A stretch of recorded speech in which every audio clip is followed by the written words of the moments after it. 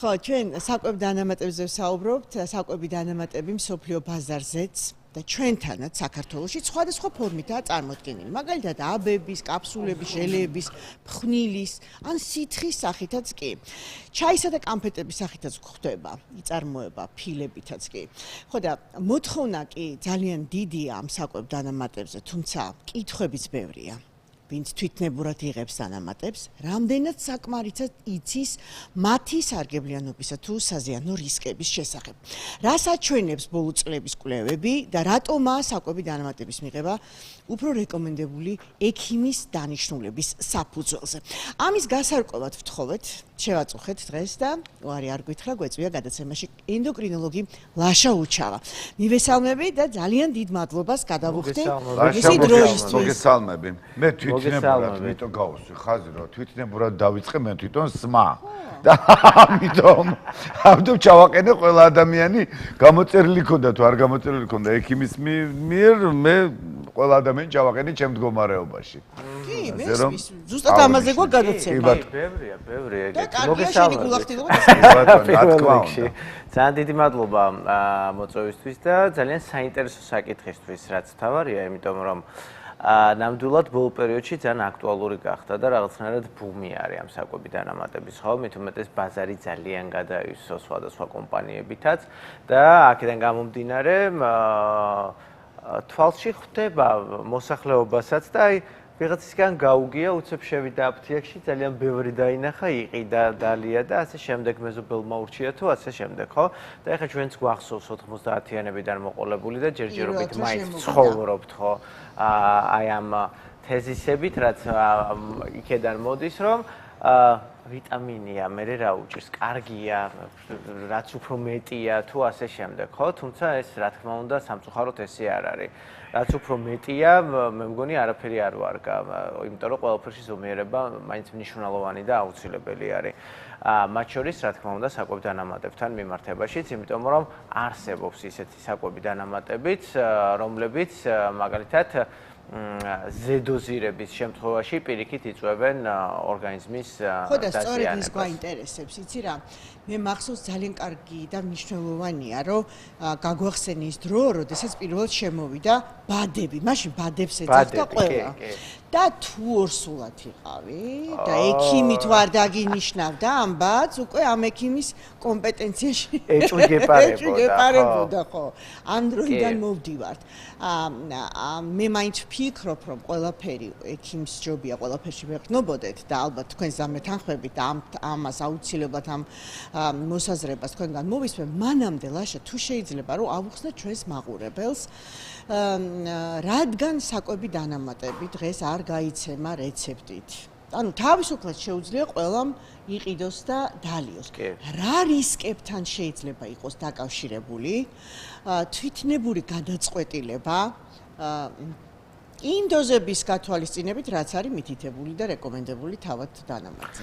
კი, აბსოლუტურად გეთანხმებით. დღესდღეობით ჩვენს ქვეყანაში, ისევე როგორც ევროპის და ამერიკის შეერთებულ შტატებშიც თვითნებურად შეუძლია ყველა ადამიანს მოკლედ შეიძინოს ეს საკვები დანამატები და მე მეცაც გეტყვით ამერიკის შეერთებულ შტატებში თქვენც მოგეხსენებათ ძალიან კარგად და მათ შორის ევროპაშიც სუპერმარკეტებში იყიდება დანამატები, საკვები დანამატები და იქ შეუძლიათ მოკლედ ადამიანებს იყიდონ. ანუ აუცილებლობას არ წარმოადგენს აფთიაქში შეხვიდე, ხო?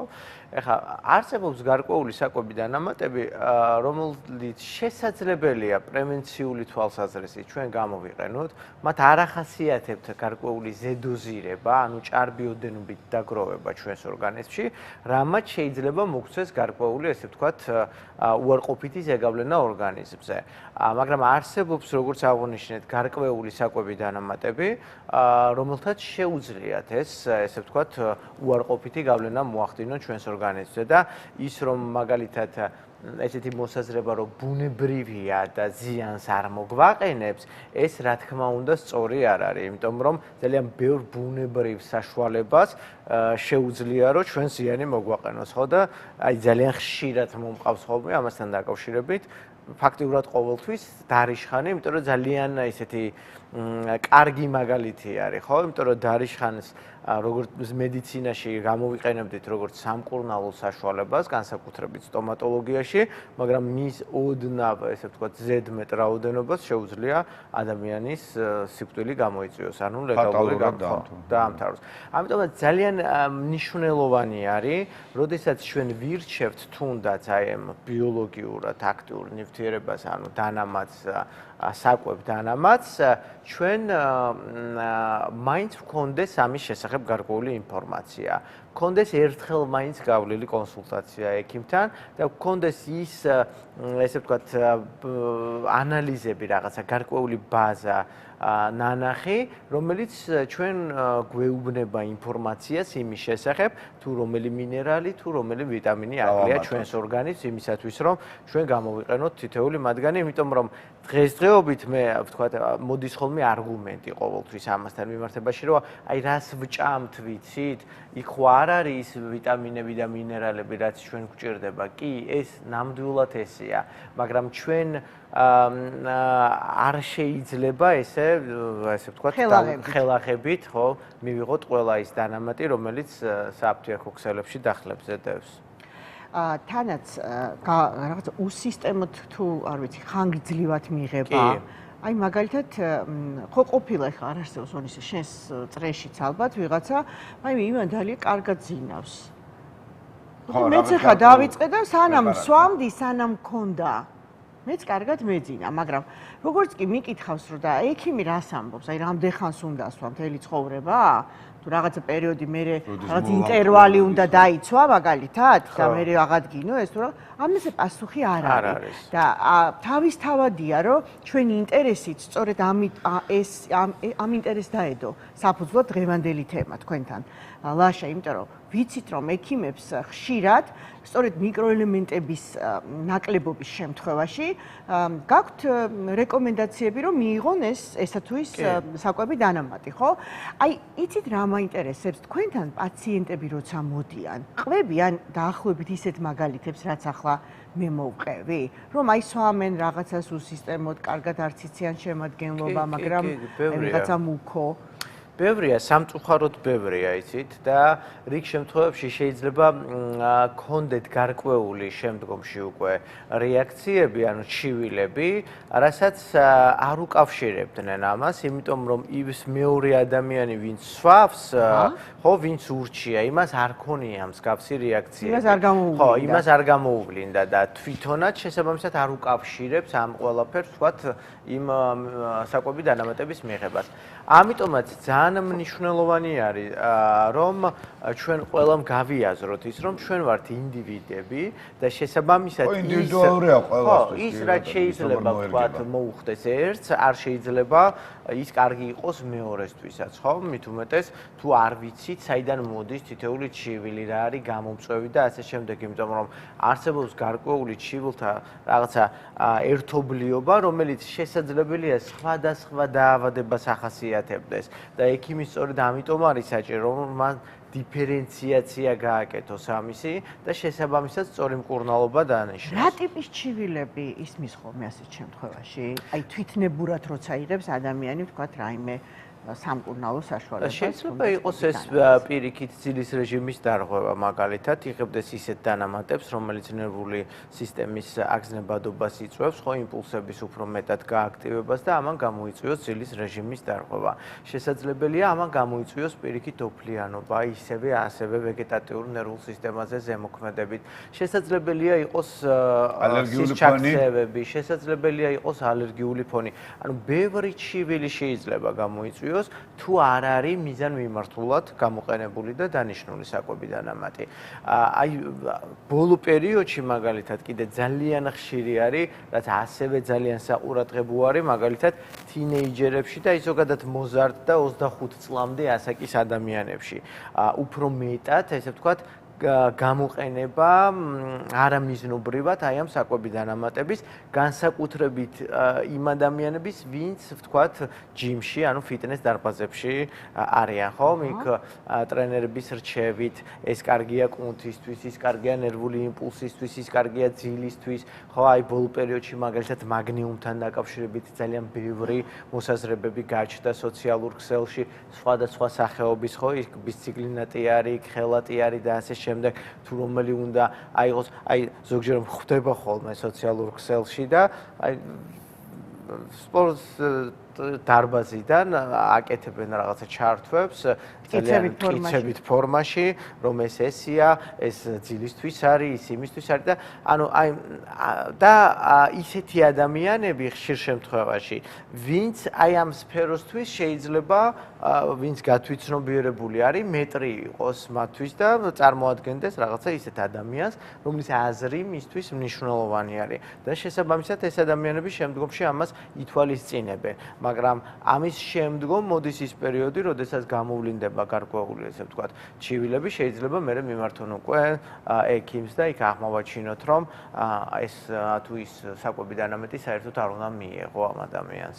და ბავშვობაში სულ მახსენდება, ნინო, შენც და მეთანხმებით, ჩემს ბავშვობაში არ არსებობდა მსგავსი საკვები დანამატები, გარდა ერთისა, რომელიც იყო დრაჟეების სახით პატარა C-ვიტამინი ბურთულები, მეც მაგ ბავშვობას მივეკუთვნები ონისე. ხო, რა კარგია.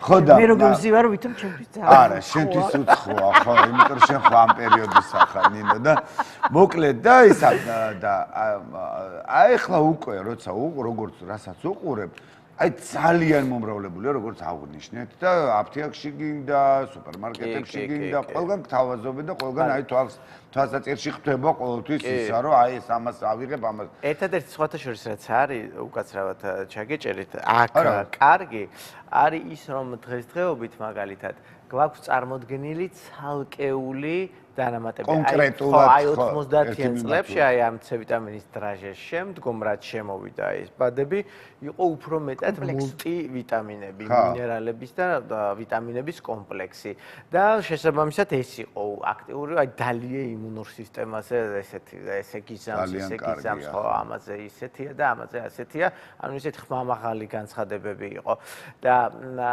იმის მერე ძალიან ბევრი რამ შეიცვალა მათ შორის საკვებ დანამატების ერაში, იმიტომ რომ თუ ადრე არ ტარდებოდა ესე აქტიურად გარკვეული კვლევები, ვთქვათ, თუნდაც დიაგნოსტირება ლაბორატორიებში ამა თუ იმ მიკროელემენტის და ვიტამინის, ხო, ახლა 90-იან წლებში სათხდებოდა D-ვიტამინის განსაზღვრა, ან რკინის განსაზღვრა, აი უნდა მისულიყავი, ვთქვათ, სისხლის გადასხმის ინსტიტუტში, რომ რკინა განსაზღვრა, ესე ყველასთან არ მოხდებოდა ეს, ხო? ხდებოდა სისხლის საერთო ანალიზის ნახვა, ხო? და ამიტომაც აი თუ სისხლის საერთო ანალიზში გემოგლობინი იყო ცოტათი დაბალი, მულტივიტამინები უნდა აუცილებლად მიეღო ამ გემოგლობინის ასაწევად.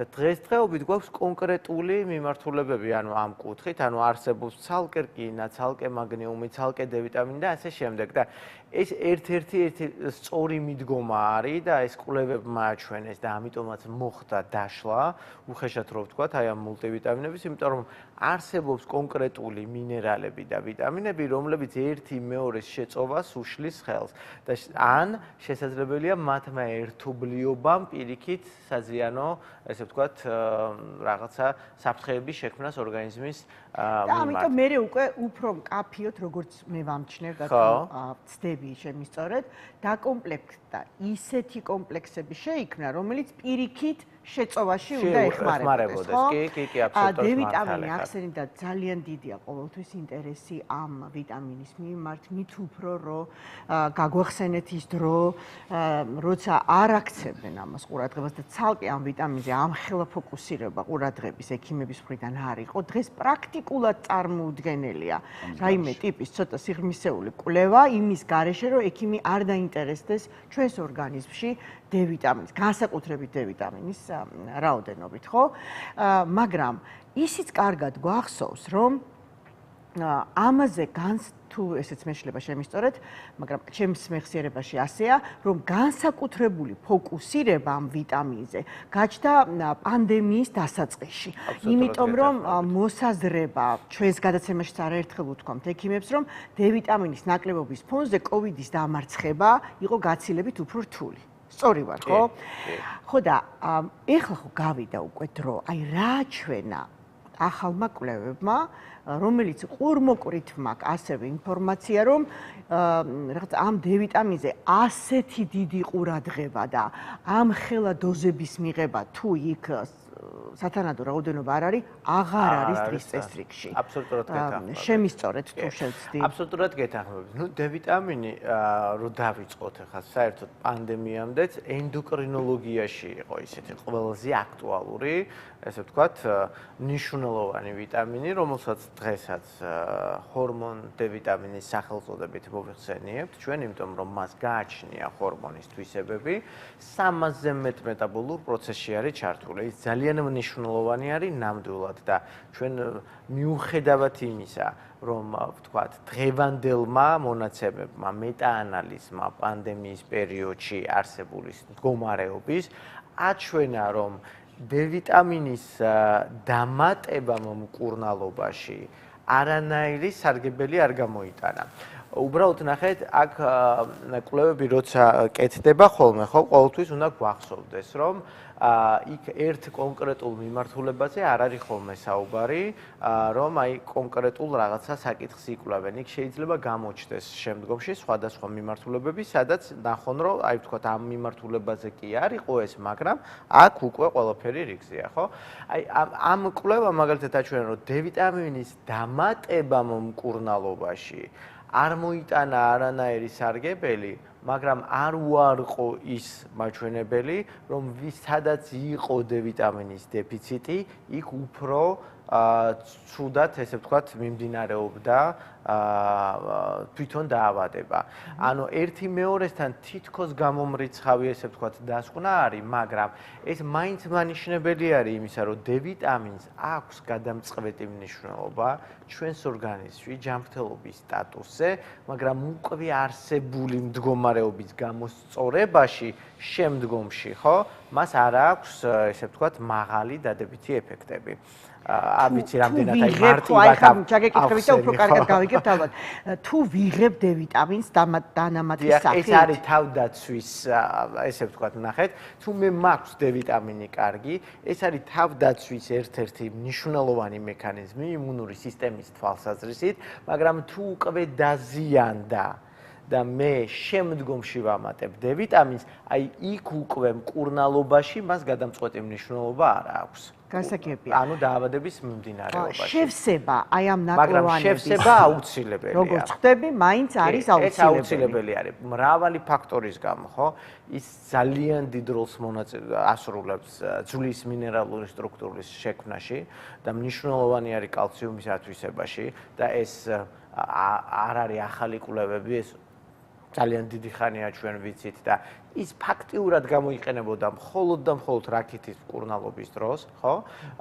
ბავშვთა ასაკში, მაგრამ დღესდღეობით დ-ვიტამინს ნამდვილად მიეცა, ესე ვთქვათ, სხვა ბევრი მნიშვნელობა, რატომაც აუცილებელი არის მისი განსაზღვრა და განსაზღვრის შემდგომ ადეკვატური დოზის გამოყენება პაციენტებთან. და აუცილებლად უნდა ვთქვათ ისიც, რომ ზოგადად ჩვენ აღვნიშნეთ, რომ აი ჩემს ბავშვობაში და იმ წლებში, როცა მე პატარა ვიყავი, ძალიან ერთეულეთიც ჩამოსათვლელი იყო, თვითონ წამლის ფერიც კი ერთი იყო, ყველაფერი თეთრი იყო რა და ახლა უკვე რამდენი შემოვიდა უკვე სხვადასხვანაირი ფერს, ამას არ ვლაპარაკობ. აი ზოგადად და იცვლება ყველაფერი, შეიცვალა აბსოლუტურად მეთოდი იგივე ჯანმრთელობის მხრივ, იგივე სამედიცინო სფეროების მხრივ, რომ ადამიანს როგორ უნდა მოუვაროთ, როგორ უნდა რა უნდა გაუკეთოს, იგივე სიცხის დაწევის პერიოდში, როცა ჩემ ბავშვობაში მხოლოდ ერთი ანალგინი იყო და იმას და დღეს უკვე ეს უკვე ამოღებულია ხმარებიდან რაღაცები ამოვიდა რაღაცები ჩაემატა ხო აი საიდან მოდის ზოგადად რატო იცვლება ის რომ სამყაროში ზოგადად ატომები იცვლება და შეიცვალა ძალიან ბევრი რამე და ამან გამოიწვია ადამიანების ესეთი დამოკიდებულება ვიტამინების, წამლების და ეს დამოკიდებულება არ მინდა მაგრამ გარემოს ცვლილებებიდან გამომდინარე, ეკოლოგიიდან გამომდინარე, ცხოვრების წესის ცვლილებებიდან გამომდინარე, ხო? ეხლა რამდენი რამე შეიცვალა, აი თუნდაც ჩვენი პერიოდის, აი ჩვენი ხედვის დროს, ხო? აი 90-იანებიდან დღემდე, ხო? აი 90-იანებიდან დღემდე, მაგალითად, ეხლა დღეს ისეთი არის აქტუალური არის, ხო? ამ მარკეტების რაოდენობაც თუნდაც ქვეყანაში და მართლა შეიცვალა მარკეტების რაოდენობაც, ხო? ანუ სათქონდა ამდენი ხელმისაწვდომობა, ვთქვათ, პროდუქტებთან არ იყო, ხო? და შეიცვალა, ვთქვათ, იგივე ბევრი სხვა პროდუქტი შემოვიდა, სხვა ქვეყნებისგან წარმოებული პროდუქტები შემოვიდა, განვითარდა მეტად გენური ინჟინერია, რაც ხელს უშლის ჩვენს ორგანიზმში იმ მნიშვნელოვანი მიკრო-მაკრო ელემენტების არსებობას და შეწოვას, რაც ჩვენი ჯანმრთელობისთვის აუცილებელი არის. ამიტომაც აი ამ გარემოებამ და გარემო ფაქტორებმა მოკლედ მოიტანა ის, რომ საკვები დანამატები აქტუალური გახდა და ძალიან კარგი კვლევა იყო ამასთან დაკავშირებით ჩატარებული, რომ აი მაგალითად 80-იანი წლებიდან, უпростоრად 70-იანი წლებიდან 90-იანი წლებზე, ანუ დაახლოებით 30 წლიანი შუალედი იყო, რამოდენიმე ის თითქმის ყოველდღიური გამოსაყენებელი პროდუქტი იყო გამოკვლეული, ამ შემთხვევაში კომბოსტო და ვაშლი, სადაც შეისწავლეს მიკროელემენტები მაშინდელი მდგომარეობიდან გამომდინარე 90-იან წლებში და აღმოაჩინეს, რომ დაახლოებით 8-ჯერ უფრო ნაკლები რკინა და მაგნიუმი იყო ვაშლში და კომბოსტოში, ვიდრე, ვთქვათ, 30 წლის წინ. ეხლა ის, რომ დღეს შევისწავლოთ, ხო, აქ კიდე უფრო მეტი რაოდენობით იქნება, ხო, იმიტომ რომ აქ ნიადაგის ნოყიერებაზე, გარემო ფაქტორებზე, გამონაბოლქვზე და ასე შემდეგ, ბევრ ფაქტორზე არის საუბარი და ამიტომაც გახდა მნიშვნელოვანი. კითხვა შემოვიდა და რადგან პირდაპირ ეთერში ვართ, მოდი ვუპასუხოთ, ხო? ჩემ შულს ექიმმა დაუნიშნა საკვები დანამატი, აკნე აქვს, ოღონდ ეს დანამატი სხვა მიზნით დაუნიშნა და აკნე გაუმწვავდა. მე როგორც დედა ვამჩნევ, რომ სწორედ რაც ამ დანამატის მიღება დაიწყო, მას შემდეგო. შეიძლება რაიმე კავშირში იყოს? პირდაპირ კავშირში არის და არსებობს კონკრეტული მინერალები და ვიტამინები, რომლებიც აკნეს გამწვავებაში ერთ-ერთი მნიშვნელოვანი, ესე ვთქვათ, როლს თამაშობს, ხო? ფაქტორები არიან, კი. მაგალითად, ბეჯგუფის ვიტამინები ერთ-ერთი გამომწვევი არის აკნესი, ანუ თუ არ გვაქვს აკნე, ამ შემთხვევაშიც კი შესაძლებელია მსუბუქი მდგომარეობა გამოიწვიოს მათმა ხანგრძლივმა გამოყენებამ. და თუ გვაქვს აკნე ამ შემთხვევაში პირიქით, რა თქმა უნდა, გამწვავება.